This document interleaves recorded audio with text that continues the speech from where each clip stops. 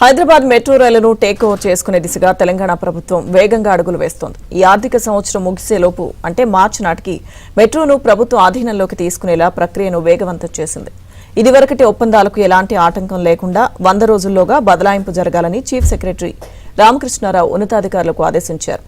Take over పూర్తయిన తర్వాత metro నిర్వహణ, ఆపరేషన్స్, మెయింటెనెన్స్ కు సంబంధించి కొత్త ప్రతిపాదనలు రూపొందించాలని Hyderabad metro rail limited MD Sarfaraz కు సీఎస్ సూచించారు.